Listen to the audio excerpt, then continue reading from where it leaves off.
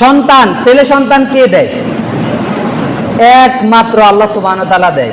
যতদিন আপনি বিশ্বাস করবেন যে আল্লাহ দেয়, আপনি অন্যের কাছেও চাইবেন। একমাত্র বললে অন্য কেউ ঢুকতে পারবে না।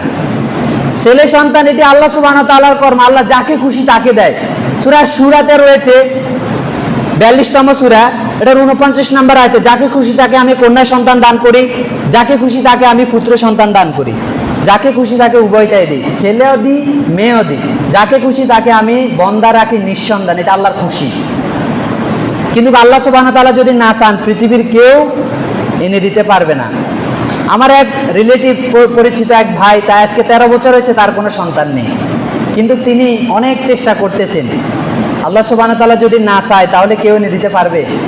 পারবে না। কারো 20 বছর হয়ে গেছে দাম্পত্য জীবনে, ছেলে সন্তান নাই।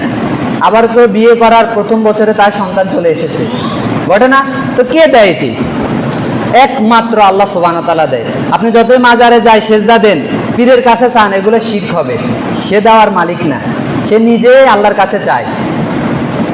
ওই যে পীর, সে নিজে তো আল্লাহ সুবহানাহু ওয়া তাআলার কাছে চায়। আমাদেরকে কোরআনে ওই ঘটনাগুলো কেন বলেছে? রব্বি হাবলি মিনাস সলিহিন, সূরা সফর 100 নম্বর আয়াতে এসেছে।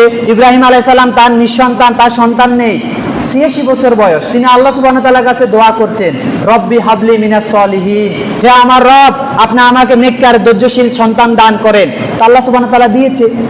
এবং তার বন্দা স্ত্রী সাহারা, তিনিও তো পেয়েছেন, যেটা ইসহাক আলাইহিস সালাম।